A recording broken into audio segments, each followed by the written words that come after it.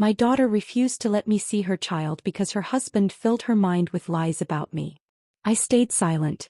But one day an old diary my grandson accidentally found revealed the truth and changed our entire family forever. My daughter refused to let me see her child, simply because her husband convinced her that I was a family destroyer, a liar, and a woman who was dangerous around children.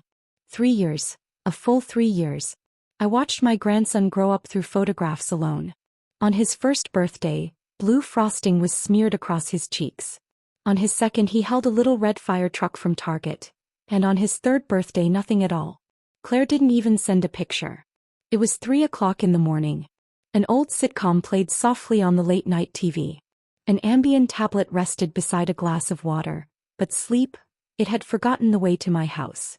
My small suburban home outside Boston was silent. Yellow streetlights spilled through the window onto the carpet.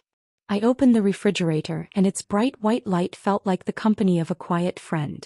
Inside were milk, half a lemon pie, and a carton of apple juice. The same juice I kept buying even though Noah had never stepped inside my home. Maybe people buy groceries for hope as much as they buy them for hunger. Claire hadn't always been this way. Before leaving for college in Seattle, she told me everything. Her first crush, her first heartbreak, her fears about exams.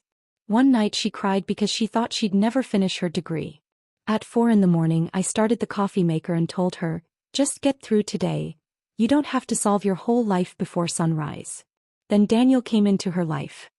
He spoke gently, held doors open for everyone, and looked like the kind of man people instantly trusted. I trusted him too. The accusations started 6 months after the wedding. "Mom," Claire said over the phone, "Daniel says you don't respect boundaries." "What boundaries?" "He said you told him I went to therapy before we got married." My Starbucks cup nearly slipped from my hand. I had never told Daniel that. Claire herself had shared it with him the day they got engaged. Somehow he turned it into a story that made me look like I had betrayed her confidence. Then came another accusation, that I had called Claire's boss. Another, that I had told Daniel's parents he was drowning in debt. Then another, that I planned to take custody of their future child. Every time I denied it and asked for proof, Claire's voice became colder. Finally she said, "Mom, don't contact us for a while. Daniel thinks you're unsafe, and I can't take that risk with my baby." That single word still feels like a rusty nail lodged inside my heart. I stayed quiet. I didn't file a lawsuit, start family drama on Facebook, or turn relatives against Daniel. Every birthday I wrote Noah a letter, bought him a gift, and tucked everything into the closet upstairs. A pair of dinosaur pajamas, picture books, a tiny Boston Red Sox cap. In that same closet sat an old brown leather diary Claire had written when she was 16. I never intended to read it. But the night she told me to stay out of her life forever, I broke. One page read, "Mom waited 3 hours at the hospital for me today." She looked exhausted, but she smiled the moment she saw me. Sometimes I think she's the only place in the world where I can always feel safe. Another said, "After Dad left, Mom never turned us against him. Later I learned he chose to leave us. But she said children shouldn't have to carry hatred for their father." I closed the diary. It hurt too much. I put it away and didn't touch it again. Then one cold afternoon in October someone knocked on my door. I expected an Amazon package. Claire stood there. Her face was pale, her eyes swollen from crying, and beside her stood 5-year-old Noah. He was holding the brown leather diary. My breath caught. "Are you Grandma?" he asked. I looked at Claire. Her lips trembled. Daniel was away on a business trip. Claire had been cleaning the attic while Noah explored an old storage box. Inside were every birthday gift, Christmas card, and letter I had ever sent, things Daniel had hidden from both of them. The diary was there too. 3 years earlier, Daniel had picked up Claire's remaining boxes from my house. He must have taken the diary with them. After reading it, he learned every fear, insecurity, and painful memory Claire had ever written down. He used those private emotions to create lies she was ready to believe. Noah had opened the diary and read one sentence out loud. "Mom says Grandma is the safest person in the world." Then he looked at Claire and innocently asked, "If Grandma is dangerous, why did you write that?" Claire read every page. Then she opened every letter I had written to Noah. Each one was dated. Every one was filled with love. Not a single one contained blame or anger. Hidden inside an envelope near the back of the diary was the final truth. It was a letter from Claire's father written the day he left. He admitted that he was leaving willingly for another woman. I had hidden that truth for years because I never wanted my children to hate their father. Daniel had spent years telling Claire that I had driven her father away, destroyed his reputation, and now wanted to destroy her marriage too. Claire sat crying in my living room while the coffee maker hummed in the kitchen. Noah sat on the rug wearing the little Red Sox cap I had bought for his second birthday.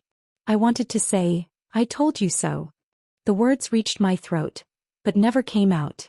My daughter was sitting in front of me, wrong, yes, but deeply wounded. "Why would Daniel do this?" she whispered. "Because lonely people are easier to control," I answered softly. "First he separates you from your mother, then your friends, and eventually he makes you question your own memories." That was when Claire finally told me everything. Daniel controlled her bank accounts. He read her emails. After every disagreement he told her she was mentally unstable, just like her mother. He isolated her from friends and convinced her she was lucky he stayed with her at all. In that moment I realized this had never been only about keeping me away from my grandson. My daughter had become a prisoner inside her own marriage. That night Claire and Noah stayed at my house. Daniel called 18 times. Then came the text messages. Apologies, anger, threats, declarations of love. 4 different personalities in a single hour. Claire trembled every time her phone lit up. For the first time, she never answered. The following week she hired an attorney, obtained a protective order and secured her finances. I stood beside her in court the same way I had once sat beside her hospital bed years earlier, without asking why it had taken so long for her to believe the truth. Now it's 3 in the morning again. The television is still on, but the silence feels different. I can hear Noah breathing softly from the guest room. Claire is asleep on the couch beneath a blanket. The refrigerator light is no longer my only companion. The Ambien tablet still sits on the table. Tonight I don't need it. For a long time I imagined revenge. I imagined exposing Daniel and making him feel every ounce of pain he caused me. But that wasn't the greatest victory. The greatest victory was refusing to let his lies make me bitter. I never closed my heart. I finally understood that another person's accusations could never define who I truly was. I was a mother. I was a grandmother. And I was a woman who survived without losing herself. Outside, the sky slowly turned blue. The coffee maker started automatically. Claire walked into the kitchen, looked at me with tear-filled eyes and quietly asked, "Mom, can we start over?" I looked at Noah. Then I looked at my daughter. "Yes," I said. "But this time, we start with the truth." Morning sunlight spread across the floor. The night was ending. Sleep was finally finding its way back to me. Before I closed my eyes, one thought became perfectly clear. A new day. A new me. And this time, my family would be built on truth instead of fear. If this story touched your heart or reminded you of someone you love, please take a moment to like this video and subscribe to the channel for more emotional stories like this. Your support truly means a lot and helps us keep sharing meaningful content. Thank you so much for watching, and we'll see you in the next story.